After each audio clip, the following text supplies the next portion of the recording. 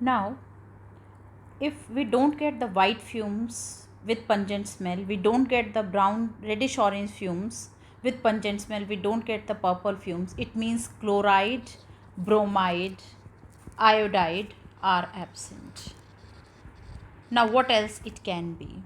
There are few more radicals which are detected or which are indicated with concentrated H2SO4. Like we are left with nitrate, we are left with acetate, we are left with oxalate. So we will be focusing on nitrate and acetate. So again we are doing the concentrated H2SO4 test only, concentrated H2SO4 test as we did earlier. Same we are doing here. We are taking a pinch of salt, and in that we are adding concentrated H2SO4. Concentrated H2SO4 is added and we may get brown fumes, light brown fumes with pungent smell. If we are getting so, it means it is nitrate. Nitrate may be present, but it may be the possibility that we are not getting any fumes or no smell at all. So if it is so, then too we should make sure that we should not miss out nitrate. So just to be sure about that nitrate is not there and we are reaching to the right conclusion, then what we have to do, we should add a piece of paper to the same. If no brown fumes, then add a piece of paper to the same and heat. The brown fumes got intensified if nitrate is present. Now what is the chemistry behind it? Why is it so? Why brown fumes should be there? Say for example we are taking a nitrate containing salt, say it is NaNO3, and if we add concentrated H2SO4 to it, then what will be the reaction? It will be forming NaHSO4 plus HNO3, and HNO3 sometimes itself gets decomposed to give NO2. It itself sometimes gets decomposed to give NO2 plus O2 plus H2O. If it happens, then we get brown fumes immediately after adding concentrated H2SO4 to the salt. But by chance it doesn't get decomposed, then what happens? After adding the piece of paper, it will be giving brown fumes. How will it be possible? Like now HNO3 is present in the solution and now we added a piece of paper. What is this piece of paper? It is carbon only. So it will be undergoing the reaction, that is itself will be converted to carbon dioxide gas and HNO3 will be converted to nitrogen dioxide gas, and because of the evolution of this nitrogen dioxide, it will be giving brown fumes. So this is the job of piece of paper. Now the next is what? That is confirmatory test for nitrate. Now what are the various confirmatory tests?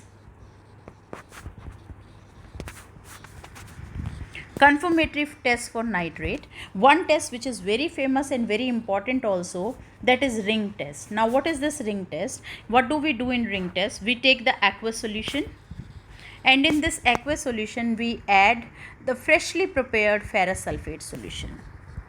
Freshly prepared. And then add concentrated H2SO4 along the walls of the test tube.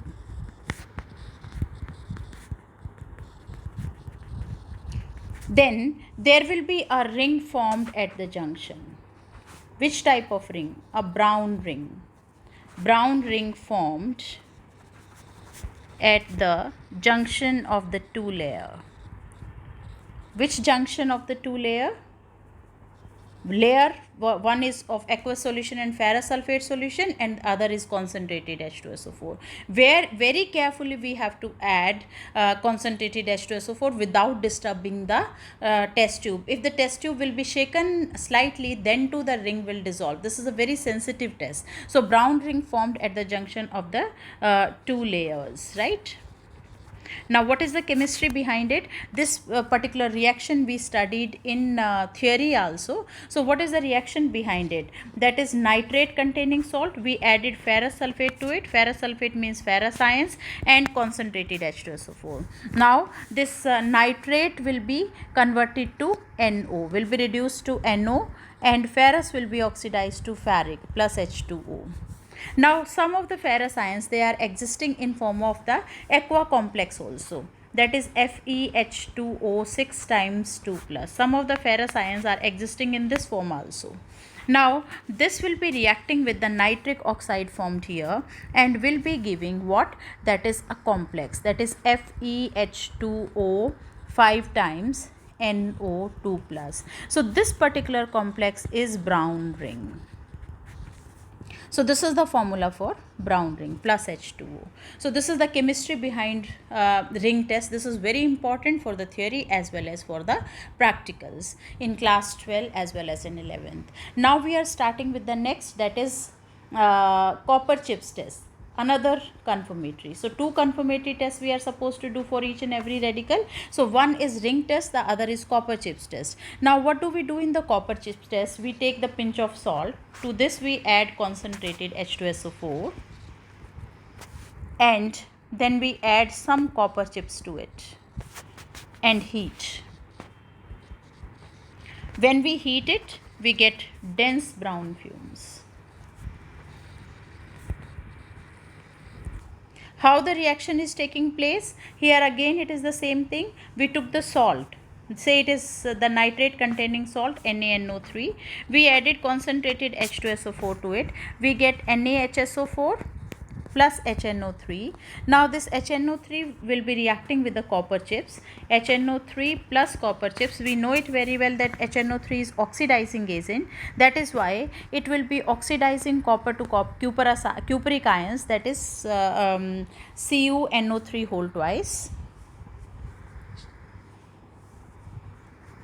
CuNO3 whole twice plus NO2 gas. So, because of the evolution of nitrogen dioxide, we will be getting the dense brown fumes. So, this is all about the chemistry of the test for nitrate ion. Now, the next we are starting with, that is acetate ions.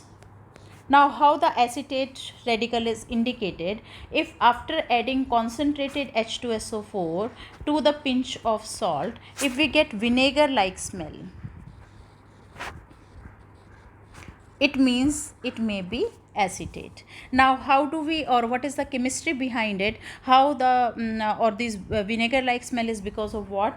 That we can see like acetate containing salt, say it is sodium acetate or it may be calcium acetate or it may be any acetate containing salt. We added H2SO4 to it, then what will be the reaction? It will be converted to HSO4 minus, and these acetate ions will be converted to acetic acid. So, because of the formation of acetic acid, we will be getting the vinegar like smell. Now, what are the confirmatory tests for acetate? Confirmatory tests. What are the confirmatory tests for acetate? Like one confirmatory test is, that is ester test we may do. Ester test. How do we perform this ester test? Take the aqueous solution of the salt and add some ethyl alcohol to it, almost equal quantity, and 2 drops of concentrated H2SO4. Pour the content in the china dish. Pour content in a china dish full of water. Full of water.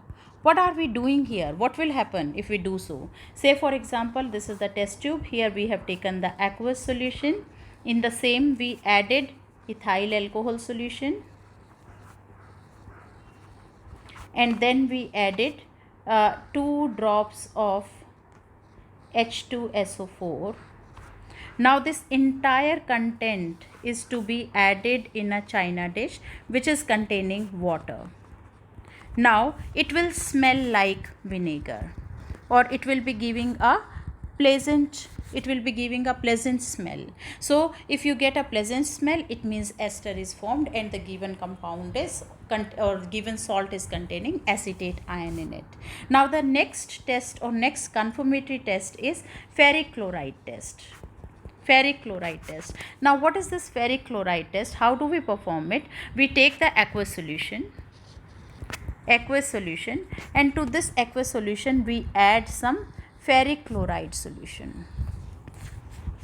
We will be getting the red precipitate here. The red precipitate will be obtained. So why the red precipitate is due to? This is because of the formation of ferric acetate. The red color, or you can say red precipitate, will be obtained. Why is it so? That is, or what is the chemistry behind it? We took the acetate ion solution and in that we added ferric chloride solution. The two will be reacting to give ferric acetate, FeCH3COO whole thrice. Ferric acetate will be giving red color plus chloride ions. So that's how the reaction is taking place, or this is the chemistry behind ferric chloride test. But now if nothing happens, we don't get any brown fumes, we don't get any white fumes, no orange, no purple, nothing, no vinegar like smell, it means all these radicals are absent. What all radicals are absent? That is, we don't have chloride, bromide, iodide, nitrate and acetate. All these are absent. It means all these are absent. Now if they are not present, then there must be some anion present. So what it can be? There may be independent radicals also. What does it mean, independent radicals? Independent radicals means the radicals which cannot be indicated by the dilute or concentrated acids. So they are giving their independent test. They are not, or they are not indicated by the dilute or concentrated H2SO4. So what are the examples? We have sulfate, we have phosphate, we have borate. So BO33 minus. Sulfate, phosphate and borate. So these are the radicals which are not detected, which may be present, which are not detected neither by dilute H2SO4 nor by concentrated H2SO4. For these we have to perform their independent tests. So if we do test for sulfate, what is a test for sulfate? One test is barium chloride test. How do we perform it? We take the aqueous solution.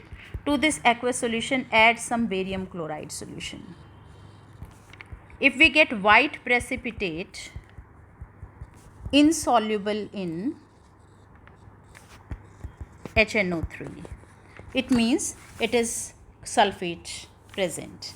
What is the chemistry behind it? What are we doing here? We are taking barium chloride solution and we are adding this to the sulfate containing salt. Say it is Na2SO4. We will be getting white precipitate because of the formation of barium sulfate. White precipitate plus NaCl. So because of the formation of barium sulfate, we get the white precipitate there. Now if it is barium sulfite, BaSO3, then the precipitate will be soluble in HNO3. But if we talk about barium sulfate, the precipitate are insoluble in HNO3. So this is the identification, or you may say this is the distinguishing thing between the sulfite and sulfate. Now the next test which we may go for, that is lead acetate test. Lead acetate test. We may perform lead acetate test also. How do we perform this lead acetate test? We take the aqueous solution of the salt and to this aqueous solution add lead acetate solution. CH3COO whole twice aqueous. Then we will be getting white precipitate. So white precipitate confirms sulfate. So these are the two tests for sulfate. Now the next is, what is the chemistry behind this test? We are taking sulfate containing salt. Say it is Na2SO4 and to this we added lead acetate solution. Say it is PbCH3COO whole twice. So this is aqueous and this is again aqueous. Now it will be forming lead sulfate, PbSO4. So because of the formation of lead sulfate, we will be getting white precipitate plus uh, sodium acetate, CH3COONA. This is the chemistry behind lead acetate test. Now the next is test for phosphate. Now what about test for phosphate? How do we perform this test? Test for phosphate. It is, we take the aqueous solution, and in aqueous solution we add some dilute HNO3. Some dilute HNO3 means it may be 1 to 2 ml of dilute HNO3, and now add ammonium molybdate solution to it. Ammonium molybdate solution to it. We will be getting yellow precipitate. So if we get yellow precipitate, it means phosphate is present or phosphate conformed. So how do we, or what is the chemistry behind this test? The chemistry is like we are taking sodium, disodium hydrogen phosphate, that is Na2HPO4. This is nothing different. This is the phosphate containing salt, right? So aqueous solution we are taking of this, and then we are adding ammonium molybdate to it. So NH4 whole twice, MOO4, ammonium molybdate aqueous solution, and we took HNO3 also to it. Now it will be giving NH4 whole thrice, PMO12O40. This is ammonium diphosphomolybdate. So that is how we are getting it, plus NaNO3 plus NH4NO3 plus H2O. So this is what, this is responsible for the yellow precipitate. This can be simply written, this entire compound, we may write it like this also. Just to make it so simple, we can do it, NH4 whole thrice PO4 dot 12MOO3. So this is the same compound. So we can write it like this also. So this is all about the test for phosphate. Borate is not in our syllabus, so we will not discuss about it. Now this finishes with the test for acid radicals, including the independent radicals. Thank you.